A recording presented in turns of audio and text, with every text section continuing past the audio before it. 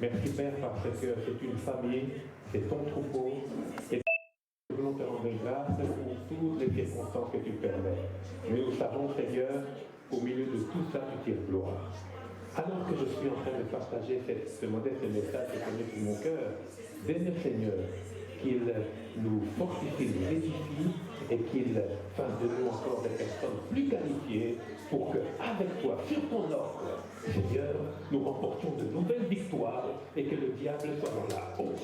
Nous disons oui à la grâce et à la faveur et nous établissons ton règne en ce lieu parce que toi seul, Jésus-Christ, est Seigneur. Alléluia. Et l'Église dit Amen. Amen. Alors, j'ai un petit message qui s'appelle, que j'ai intitulé Pour nous, en nous et par nous. Pour nous, en nous et par nous. Alléluia. Alors, le but de cette adresse, c'est laquelle? C'est voir qu'ensemble, nous puissions voir et discerner comment le Seigneur conduit son peuple, son troupeau que nous sommes. Alléluia. Parce que Dieu a un but. Il a un but. Il a commencé quelque part et Dieu nous a emmenés aussi quelque part. Dieu a ses mobiles, Dieu a ses objectifs. Il a un plan. Alléluia. Alors nous commençons dans le livre de Genèse, bien aimé, si vous voulez, juste le premier verset. Parce que s'il faut parler du commencement, alors au commencement. Et nous allons lire quelques versets, ensuite je vais faire mes commentaires. Donc nous sommes dans le premier livre de la Bible, qui est le livre de Genèse, et au premier verset, il est écrit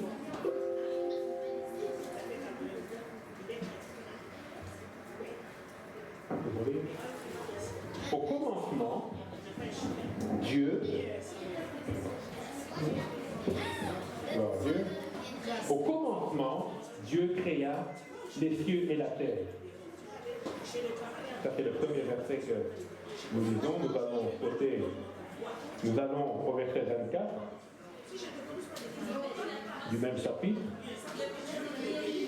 Et nous lisons, Dieu dit que la terre produise des animaux vivants selon leur espèce, de bétail, des reptiles et des animaux terrestres selon leur espèce, et cela fut ainsi. Allons au verset 27. Dieu créa l'homme à son image.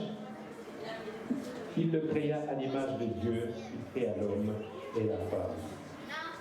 Donc Dieu quand il crée l'homme avec un H majuscule, l'être humain, c'est l'homme et la femme, masculin et féminin. Donc il y a déjà une égalité que Dieu a établie dès le commencement. S'il n'y a pas d'égalité, ce sont les hommes. Ce n'est pas Dieu. Amen. Et dans nos familles chrétiennes, nous devons être conscients de ça. Et enfin, le verset 31, Dieu vit. Dieu vit tout ce qu'il avait fait, et voici, cela était très bon. Ainsi, il y eut un soir, et il y eut un matin, ce fut le sixième jour. Amen. Je vous en prie. Il y a d'autres versets que je lirai, mais vous pouvez rester assis, je les lirai, et ils seront sans doute assistés. Alors, bien aimés, pour nous, en nous, pour nous, en nous et par nous. C'est ce que Dieu fait dans son œuvre. Dieu travaille pour nous. Nous devons être conscients que Dieu travaille pour nous. C'est sa volonté. Il a voulu travailler, se mettre au service de l'homme. Et pour preuve, quand il commence toute chose, vous savez, notre commencement, quand on parle du commencement, c'est pas le commencement de Dieu.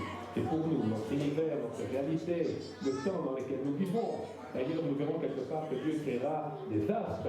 Hein. Il manifeste d'abord la lumière, il y a la lumière, et puis à un moment donné, il crée le soleil et la lune. Donc ce qui prévaut, c'est Dieu, sa lumière, sa présence, sa grâce, sa faveur. Donc, Dieu, ayant à l'esprit qu'il crée à l'homme à son image, il crée un environnement. Et il y a autant de versets que nous pourrons lire encore. Il dit, il fait. Il dit, il fait. Il dit, il fait. Où est l'homme? L'homme n'est pas encore créé. L'homme est créé à la fin. Quel est le but de Dieu? C'est de nous mettre, me mettre dans un environnement dans lequel sa gloire pourra se manifester. Alléluia. Un environnement dans lequel sa gloire à lui pourra se manifester. Comment cette gloire devait se manifester? Par la consommation de son plaisir. Dieu veut avoir du plaisir, du plaisir. Quel est le plaisir de Dieu? Peut-être le plaisir de quelqu'un qui regardait un match de foot, d'un autre c'est de jouer avec ses enfants. Le plaisir de Dieu, c'est de voir sa gloire se manifester dans la vie de sa création, de ses créatures que nous sommes. Alléluia. Ça, c'est le plaisir ultime. Pas trop fort. Mais pas fort, je mange pas fort. Donc, ça, c'est le plaisir ultime de l'éternel. Pour nous, nous dirons le plaisir passé, parce que c'est du temps d'Adam. Mais aussi le plaisir futur. Dieu veut que nous soyons avec lui. C'est sa volonté, c'est son choix, c'est son plan, c'est sa décision. Il veut que toi et moi, nous soyons avec lui. Et pour ça, parce qu'il est un bon Père, parce qu'il est Dieu, il a créé un environnement dans lequel nous pouvons nous retrouver et jouir de sa présence en expérimentant son règne dans le monde dans lequel il nous a placés. C'est pour ça que la terre appartient aux hommes. Et Dieu est au ciel. Alléluia. Et pour preuve, là je fais un saut dans le... c'est alors qu'ils sont jetés les filets. Parenthèse. Et pour preuve, quand bien même Satan a été précipité, pas sur Mars, pas sur Vénus, pas sur Pluton, mais sur Terre. Pourquoi? Parce que Dieu sait que son champion, sa championne, que tu es, que je suis, est sur Terre. Son représentant, son ambassadeur, son fils, sa fille. Dans la volonté du Père. Passé, présent et futur, c'est que nous soyons avec lui. Et lui nous met dans les meilleures conditions. Donc bien aimé, moi je ne connais pas la réalité quelle est la réalité personnelle, mais si nous devons parler de cette période pandémique qui ne cesse de continuer, mais Dieu n'est pas inquiet. Dieu n'est pas inquiet. Parce que son projet, c'est que ça marche pour sa création. Ces enfants que nous sommes. Alors au milieu de tout ça, nous devons seulement discerner. Dieu a un plan. Dieu a un plan. Peut-être as-tu perdu quelque chose ou quelqu'un en cours de route. Peut-être as-tu fait face à des situations difficiles. Peut-être as-tu été incompris par le gouvernement ou par les membres de ta famille. Ou déçu. Mais sache que Dieu a un plan. Et ça dépend de lui. Parce que avant le commencement, qui est notre commencement, lui, il est là. Dieu n'est influencé par aucune circonstance, aucun climat, aucune situation, aucune parole, aucune prophétie, aucune malédiction. Il est dans l'éternité et il règne. C'est nous qui sommes venus. Et c'est lui qui nous a manifestés. Si Dieu t'a manifesté de par sa volonté, il a un plan. Il a un plan. Moi, durant cette période pandémique, avec mon épouse, on s'est posé beaucoup de questions. J'ai un deuxième fils là qui est mouboulou. Très mouboulou. Ah, compliqué. Ah, vraiment compliqué. Mais on a vu la main de Dieu parce qu'il a un plan. Que le problème soit grand, que le problème soit petit, que le problème soit large, qu'il soit menu, qu'il soit immense, qu'il soit long, qu'il soit profond, qu'il soit, Dieu a un plan. Et il le répète dans sa parole. Donc Dieu travaille pour nous. Dieu travaille pour toi. C'est un coach, un mentor. Un entraîneur. Il y avait un match dernièrement, Messi, le jour de football, il est arrivé au PSG, et l'entraîneur l'a fait sortir. Messi n'était pas content. Mais l'entraîneur, c'est lui qui a le plan. Alléluia. J'aimerais tout simplement une question dans un premier temps. Nous retenir et souligner ensemble que Dieu a et qu'il fait tout ce qui est en son pouvoir. Alors que c'est bien lui qui a le pouvoir, il fait tout ce qui est en son pouvoir pour que ça marche dans ta vie, pour ce qu'il a prévu que ta vie soit selon le dessein et la destinée qu'il a mis devant toi, qu'il a planifié pour toi, s'accomplisse. Pourquoi? Parce qu'il a un plan. Et si ce plan réussit, ce sera à sa gloire, mais à son bonheur. À sa gloire, mais à son bonheur.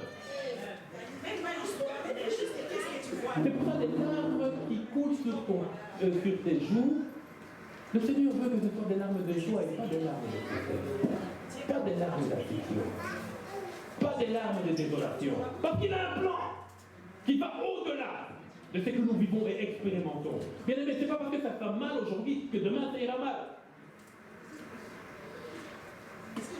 Et mon deuxième fils là, il a fait des misères à sa mère quand je n'étais pas avec eux.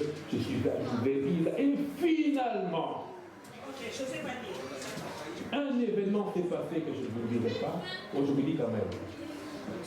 Il était là dans la chambre, en train de faire le truc. Bon, vous savez, nos enfants sont plus grands que nous, hein, alors, comme on disait avec l'évangéliste Paul, hein, bon, et paf, il casse la vitre. Il casse la vitre. Et ouverture des filles. Bon, moi je ne suis pas du corps médical. Le sang coulait. La maman, panique, chaos. Les petits frères, chaos, tout le monde chaos dans la maison. Il n'y avait que moi et mon fils aîné, on était calmes.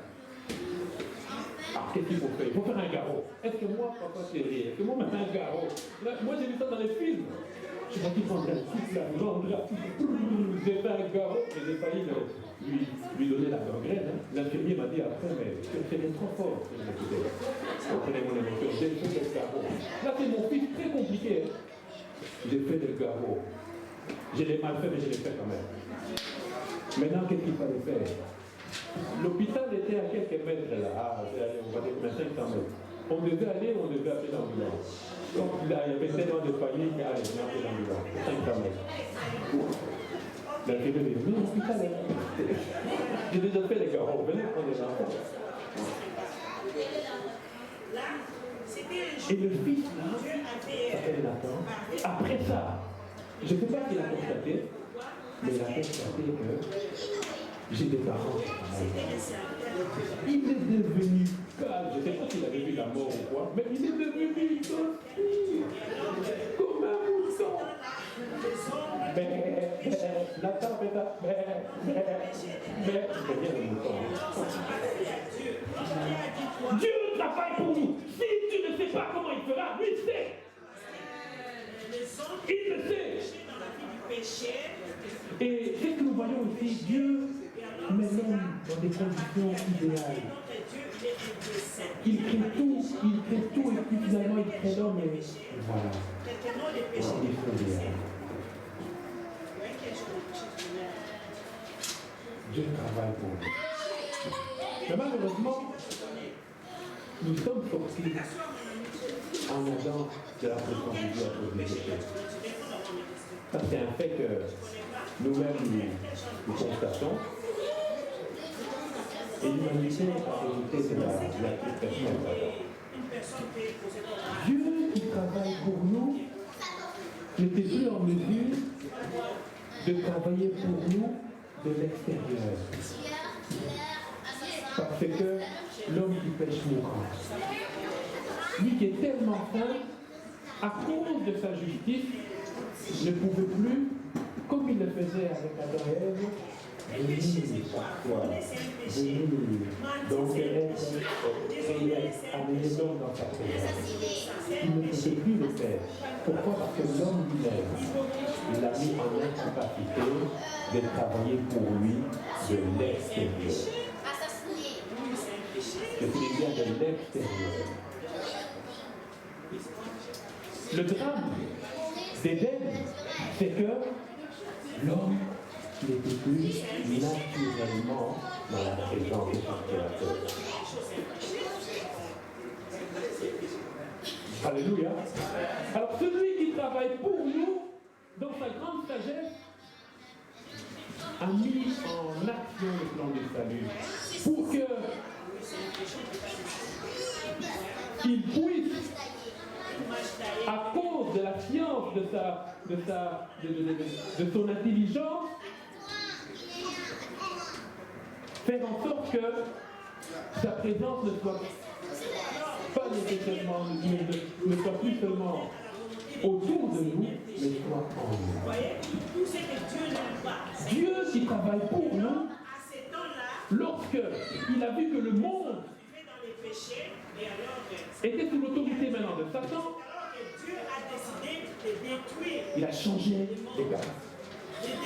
Comme à la belote ou au poker. Moi, je ne joue pas en cartes. Sauf aux cartes normales. Mais dans des jeux, vous savez, des jeux de belote, poker, des jeux de stratégie, hein, ils jouent pour l'argent, ils jouent pour des grandes choses. Le Seigneur, c'est un joueur. Il a joué les cartes, Satan a pris la possession de l'homme, l'homme est hors de la présence de Dieu, maintenant c'est comment? Le Seigneur a mis sa carte. Afin que lui, qui travaille pour nous, puisse maintenant travailler en nous. Et c'est là où nous sommes, l'ère de l'Église. Dieu travaille en nous. Pourquoi? Pour que nous soyons dans sa présence. Alléluia. Remarquez, lorsque le Seigneur a créé l'homme, il a dit c'est très très très bon. Mais malheureusement, il y a eu une cassure. Alors pour que le très très très bon puisse continuer à entrer en bénéfice de la création de l'homme que nous sommes, Dieu a décidé, selon le plan qu'il avait arrêté depuis le commencement, d'avant le commencement, de travailler en nous. Et c'est là où nous sommes. C'est là où nous devons travailler. Et là, il y a juste un verset que j'ai retenu. C'est Colossiens chapitre 1, les versets 26 et 27. C'est l'apôtre Paul qui écrit. Il parle du mystère caché, donc de l'évangile, de l'œuvre de la croix, des bénéfices de l'œuvre de la croix, Colossiens chapitre 1, 26-27, et vous savez que à chaque fois qu'on parle de mystère, ce n'est pas un mystère, c'est justement un mystère révélé. Amen. Donc Dieu, il n'y a rien de caché dans sa parole, tout est clair. On peut lire, hein? Voilà. Verset 26 et 27. Le mystère caché de tout temps et dans tous les âges, mais révélé maintenant c'est saint. Donc le mystère, c'est justement la révélation de l'œuvre de Christ, le salut en Jésus-Christ. Quiconque croit en Christ est sauvé. C'est la seule en laquelle est sauvé. Verset 27. À qui Dieu a voulu faire connaître quelle est la glorieuse richesse de ces mystères parmi les païens. Ici on parle de quoi? De la glorieuse richesse de ces mystères. C'est-à-dire, le bénéfice que nous avons d'être en Christ cache quelque chose. Et c'est dit clairement ici. C'est dit clairement ici, il nous est dit, ce mystère parmi les païens, savoir, est en vous, en nous, en toi, l'espérance de la gloire. Dieu travaille en nous. Lui qui était en train de venir chaque soir, au fait d'amener sa présence dans la présence de l'homme, parce que vous savez, quand nous cherchons la présence de Dieu, la présence de Dieu ne peut venir que Dieu s'approche. Voilà le but du sacrifice. Et Christ est le sacrifice parfait. Alors en Christ, lorsque vous avez fait l'expérience de la nouvelle naissance, le bénéfice qu'on est, c'est que vous, en libérant du ballon, c'est que vous avez gagné. C'est que vous avez gagné. C'est que vous avez gagné. Vous avez fait une affaire. Vous avez gagné quelque chose. C'est quoi? Christ en vous, l'espérance de la gloire. Mais de quelle gloire parle l'apôtre Paul? La gloire venue et la gloire présente. Au fait, c'est quoi? C'est simple. La gloire à venir que nous n'avons plus, c'est celle qui s'est manifestée en Adam sans sacrifice. Mais à cause de l'œuvre du péché, il n'y a plus que par le sacrifice que nous pouvons être restaurés dans la gloire. Ainsi, l'apôtre Paul parle d'espérance de la gloire. Vous savez, on n'espère pas ce qu'on a déjà obtenu. Mais l'espérance nous amène là où Dieu a déjà manifesté. L'espérance nous amène là où Dieu a accompli son œuvre, déjà accomplie, mais pas encore manifestée. Ainsi, l'apôtre Paul parle de l'espérance comme l'antre de la foi. Si vous voulez avoir une foi solide, il faut travailler sur l'espérance. L'espérance, c'est quoi? C'est se projeter vers l'accomplissement, quand bien même je n'ai pas encore vu, mais je sais que, puisque Dieu l'a dit, il l'a fait. Alléluia. Donc bien aimé, Dieu travaille en nous. Qu'est-ce que ça veut dire? Ça veut dire que maintenant, j'ai le devoir de permettre au Seigneur qui est en moi de travailler en moi, de travailler sur moi. Et le moyen que Dieu nous donne, donc je reviens sur la gloire. La gloire, elle est à venir et elle est présente. La gloire à venir, c'est lorsque nous serons éternellement dans la présence de Dieu. Vous savez, l'Église est enlevée et directement c'est la fête. Hein? Il n'y a pas de transition. Pourquoi? Parce que le statut normal de la relation entre l'homme sauvé et la femme, quand je dis l'homme, c'est l'homme générique, hein, parce qu'il a fait bien sauvé, c'est jouir de la présence de Dieu. Ça, c'est le statut normal. C'est pour ça que tu ne dois pas permettre dans ta vie d'être en déséquilibre permanent par rapport aux promesses que Dieu a fait ta vie. Parce que les promesses que Dieu fait, il veut que ça accomplisse. Et que nous travaillons avec lui à leur accomplissement. Alors la gloire à venir, c'est lorsque nous serons dans l'éternité avec Dieu. Mais la gloire présente, qui est, c'est pas une introduction, qui est le parfum de la gloire à venir, c'est aussi une gloire réelle. Ainsi, quand Christ est venu, il a commencé à manifester cette gloire réelle.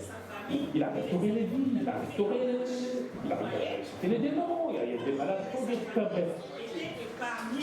Christ, en action, manifeste la gloire, en tout cas les arts, donc juste les arts, je ne sais pas comment je peux dire, les arts, c'est comme vous, à l'époque du temps biblique, quand vous achetez un terrain, pour vous assurer que le terrain vous appartenait, on vous donnait déjà un petit quelque chose.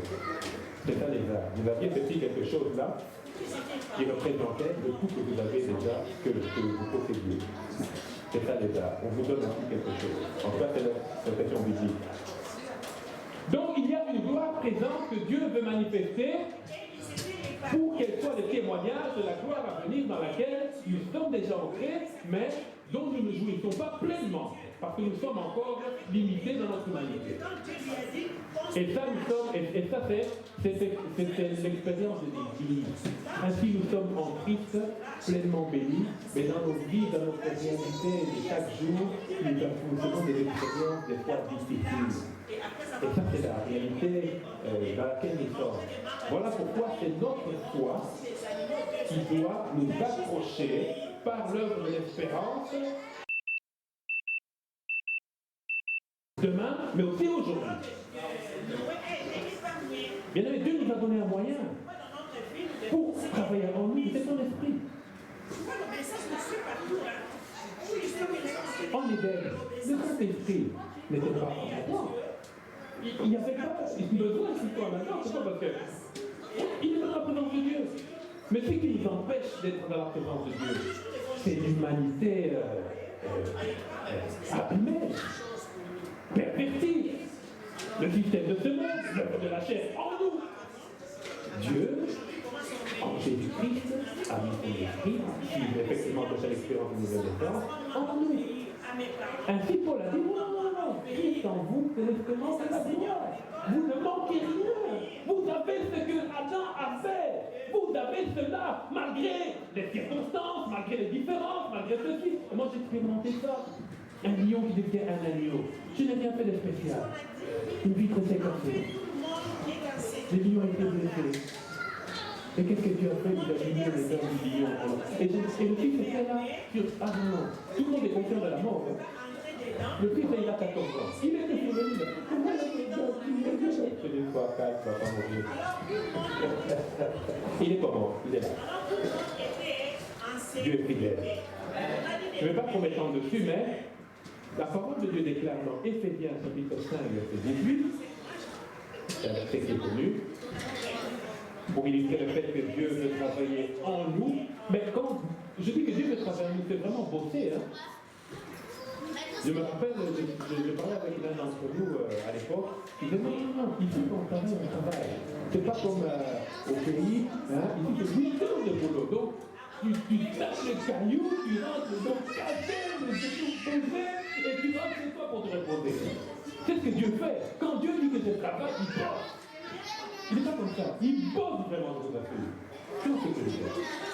Tu es en sécurité. Jeunes gens, jeunes filles, jeunes hommes, tu es là, tu es en sécurité. Toi qui as fait le achat avec Christ, maintenant, je te dis, aucun préjudice ne va t'en venir. C'est pas possible. S'il n'y a pas de pont, c'est quand tu mettras ton pied que le pont viendra. Dieu travaille comme ça. Ne vous en, et c'est bien, frère Jésus, ne vous enivrez pas de vin. Pourquoi? C'est de la débauche. En quel temps il y avait quoi dans Soyez au contraire remplis du Saint-Esprit. Voilà comment le Seigneur veut manifester sa pleine présence. La pleine présence qu'il y avait en Éden, elle peut se manifester à la même hauteur, à la même grade, par la plénitude du Saint-Esprit dans nos vies. Or, le vin dont on parle ici, c'est le vrai vin, mais c'est pas aussi seulement le vin. Tu es tout le temps dans des choses compliquées, tu ne permettras pas à Dieu de se manifester pleinement dans ta vie. Et je ne sais pas, je m'adresse personnellement aux gens ce matin. Si Dieu veut que tu sois rempli du Saint-Esprit, parce que sa gloire totale ne peut pas se manifester si tu ne cherches pas la plénitude. Il y a la gloire que Dieu manifeste par sa grâce. C'est la gloire générale. Tu mets un légume par terre, justement, ça pousse. C'est la grâce. Il y a la gloire que Dieu manifeste par sa faveur. C'est lorsque tu es dans le schéma qu'il a voulu pour toi, par la puissance de l'obéissance. L'obéissance est une puissance. La puissance de l'obéissance et de la sanctification. Là, Dieu te voit, quand tu te vois, il voit la silhouette de Christ et là, c'est la faveur. La faveur, c'est quoi? Ce sont des portes avec des cadenas qui s'ouvrent. Enfin bref, nous devons, le moyen que le ciel a choisi pour que toi et moi, membres du corps de Christ, nous puissions bénéficier pleinement du bénéfice que le travail fait en notre faveur, que Dieu, bénéficier pleinement du bénéfice du travail que le Père en Jésus-Christ en notre faveur, c'est marcher selon l'Esprit. Ça, c'est la parole. Alléluia. Ensuite, bon, il y a l'œuvre du salut, tout ça, ça fait chose, mais que vous me comprenez. Dieu travaille pour nous, en nous, et par nous. Lorsque maintenant nous sommes entrés dans ce système-là, nous marchons non selon la chair, mais selon l'esprit, nous sanctifions, nous obéissons à la parole de Dieu, nous servons le Seigneur, nous nous présentons dans sa présence, nous tendons nos mains au Seigneur, celui qui sait prêcher prêche, celui qui sait chanter chante, celui qui sait donner donne, celui qui sait danser danse. Lorsque nous faisons tout cela, alors la gloire de Dieu se manifeste et nous sommes arrivés, nous arrivons au niveau où Dieu agit par nous. Parce que le déficit que nous avons eu par la chute d'Adam et Ève en Éden, c'est que pour que nous qui sommes sauvés puissions pleinement jouir, pleinement faire la joie du cœur de celui qui nous a sauvés, nous devons travailler au salut des autres. Ça, c'est une dimension qu'Adam n'a pas connue. Travailler pour le salut des autres. Et c'est la mission première de l'Église. Travailler pour le salut des autres. Je suis sauvé, rempli de l'Esprit. Dieu travaille en moi. Qu'attend-il de moi? Que je travaille pour que quelqu'un d'autre soit sauvé et travaille pour quelqu'un d'autre. Et ça, c'est la mission de l'Église. C'est ce qu'on appelle la mission.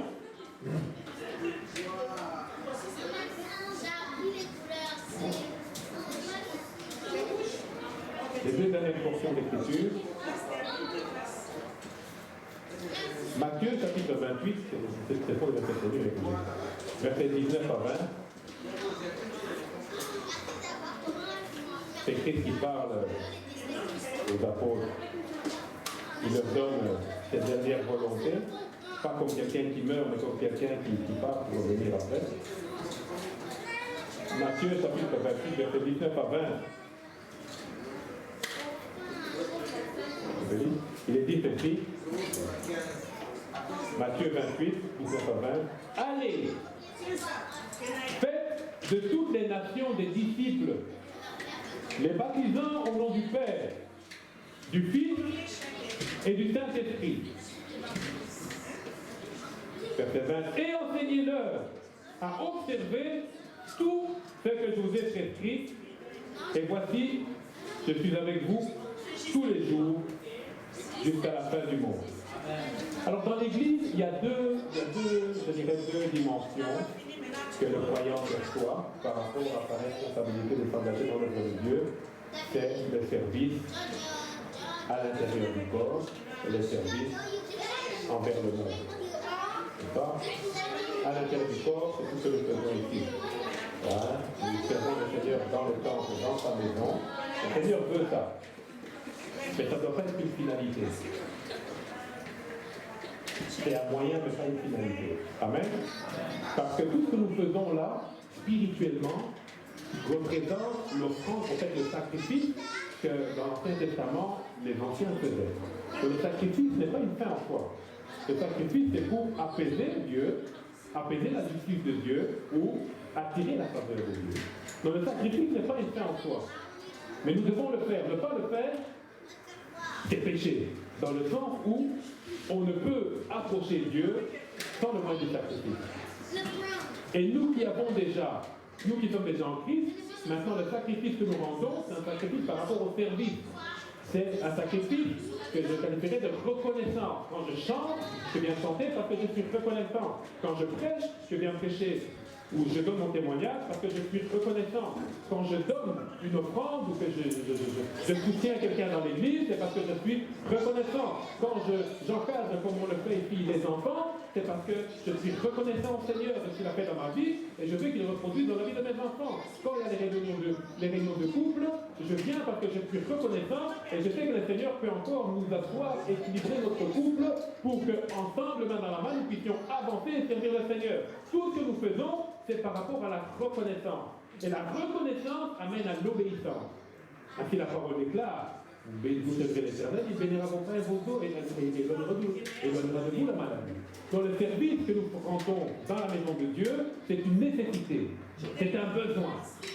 Parce que Dieu cherche des mains, Dieu cherche des cœurs, Dieu cherche des poches, Dieu cherche des cerveaux. Des gens qui peuvent conceptualiser, des gens qui peuvent prêcher, des gens qui peuvent... bref, la richesse du corps.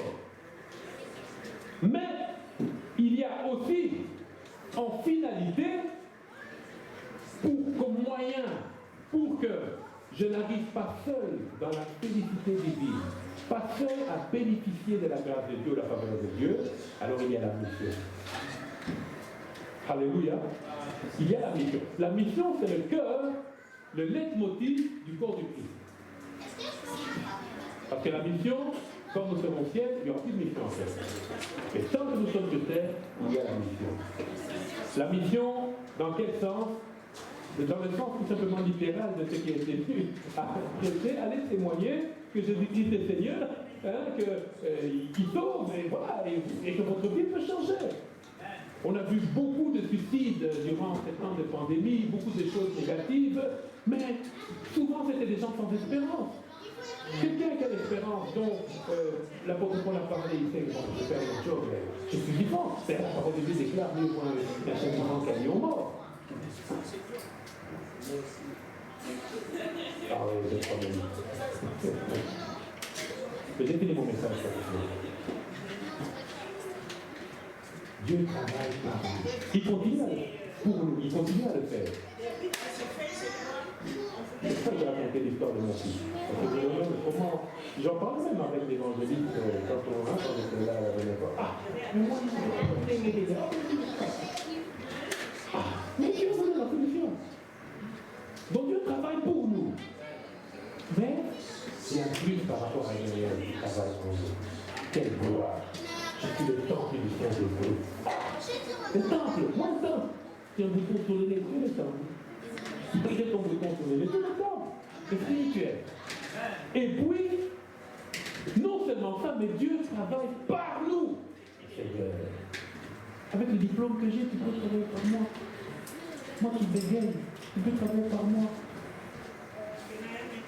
Moi qui ronfle, je sais que ça demande beaucoup de coups là, tu donnes des coups à ton prochain qui ronfle. Non, arrête de donner des coups, Dieu travaille par lui. Là, Jacques, je fais l'avocat des hommes. Hein. Je sais qu'à certains moments, là, c'est tout. Mais il ne pouvait pas trembler sur le Seigneur puisqu'il utilisait un outil aussi très développé. C'est pour ça que j'ai commencé en disant plusieurs d'entre nous ne peut tellement ne pas réaliser le chemin que Dieu a fait avec eux. Là, je parle de Dieu. Dieu avec eux durant ce temps, parce que vous étiez en train de faire, vous êtes en train de faire. Et quelqu'un dit, moi-même quand je bossais, je jouais à la batterie. Je sais que mon frère jouait à la batterie. Mais moi, je suis musicien. Alors j'entendais les tempos juste. Mais je voyais des notes. Je disais, ah, c'est pas lui, c'est quelque chose. Si pour les choses simples comme ça, on a retrouvé combien plus fort pour les choses précieuses. Dieu a un plan, et ce plan, il l'accomplira coûte que coûte. Mais avec nos collaboration et collaborer avec Dieu, ce que nous voulons faire, c'est ce que nous sommes en train de faire. Quelqu'un va critiquer, ce n'est pas son problème, c'est pas lui qui va critiquer. Je vais m'arrêter là, c'est mal. Bien aimé, la marche est longue. Tant que les vies ne sont enlevées, nous devons faire ce que nous faisons et le mieux possible. Toutes les réalités séculières et humaines, même celles que nous expérimentons, ne peuvent pas être une raison pour que nous fassions encore un avenir. Il y a des choses dramatiques. Il y a des générations. Vous voyez là, dans la salle des enfants, il y a des généraux. Hein? Il y a des premiers ministres d'origine libre du Canada, il est là. Ou la première ministre, ils sont là. Des milliardaires, ils sont là. Des professeurs d'université, des pilotes, ils sont là. Je vous assure, ils sont là. Nous avons une grande responsabilité. Que celui qui chante, chante. Que celui qui prêche, prêche. Que celui qui donne, donne. Que celui qui sait rouler, conduire, conduire. Que tout pour l'avancement du royaume. Le royaume, c'est ça la finalité. Et tant que nous ne sommes pas avec Christ en train de manger le ciel, continuons à travailler. Nous devons nous étendre. Le temps de satisfaire de qui nous sommes et ce que nous avons déjà fait. La limite ne vient jamais de Dieu. C'est pas Gabriel, c'est nous. Adam s'est mis limite à cause du péché. Parce que, j'ai fini par rapport là, parce que je suis à 15 là, mais il y a les 30 secondes pour les choses. Il y a ces 30 secondes qui... Moi, quand j'ai pris mon avion, j'ai décollé avec ça. Ouais, tout pour bien.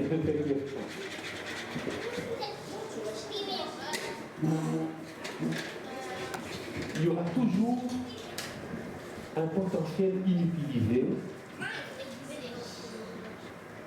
qui devra être utilisé.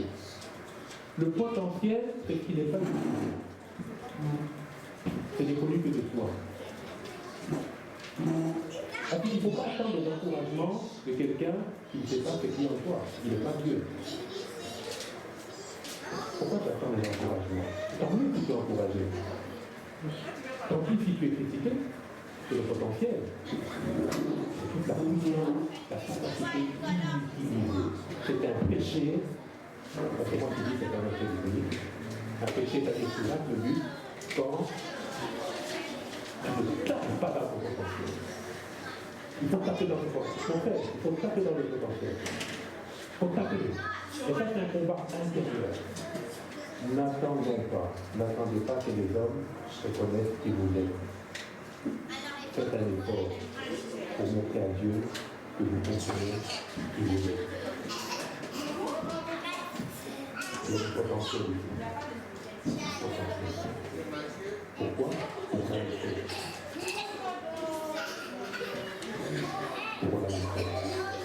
Alors, pour ma part, moi je suis de retour à la maison. Mais, avec la casquette de missionnaire avec un grand frère. Parce que, après 3 années de marche comme les disciples vont faire le Christ, je les ai envoyés. Pour nous, c'est le moment de bâtir les églises. Mais où sont les pasteurs des églises? Où sont les pasteurs?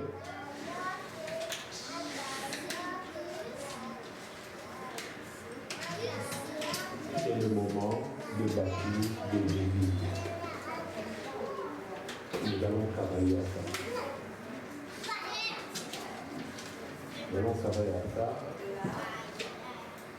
Et le Seigneur nous conduira. Le Dieu est liberté. À cette place ici, à la place de la même si le corona est venu souffler, c'est là le Dieu. Nous allons prier. Maintenant que Dieu travaille par nous, pour nous, en nous et par nous, et que nous sommes maintenant, comme nous l'avons toujours été, en train maintenant d'expérimenter que Dieu travaille par nous. Si je vous invite à vous lever, ne soyez pas partager. C'est juste une prière de 2 minutes, et puis l'évangéliste va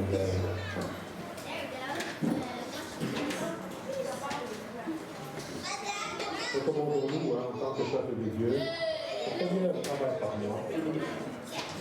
Travaille par moi, malgré mes imperfections, malgré ma fatigue, malgré mes réalités séculaires. Travaille par moi et étends mes limites et utilise-moi. Je vous en prie, prions.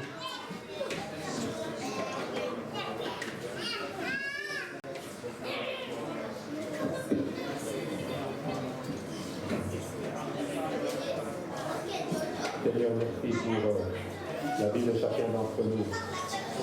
Tu travailles pour nous, oui, nous le savons. Tu travailles en nous, oui, je l'expérimente. Mais travaille par moi. Travaille par moi pour que de nouvelles personnes viennent à ta table. Seigneur, fais-le. Je vais prier. Seigneur, Père, nous nous présentons à toi comme de faibles personnes, comme un faible troupeau. Nous nous présentons à toi pas comme des professionnels, des personnes qualifiées, mais tout simplement comme des personnes disponibles. Étant donné désormais, tu n'as pas besoin du fort pour manifester ta force. Tu as besoin de la personne disponible. D'un commun accord avec tes enfants, Seigneur, nous te disons, nous sommes disponibles. Que ce que tu as commencé à faire dans ce lieu, Seigneur, continue à croire. Étant les limites de tout un chacun.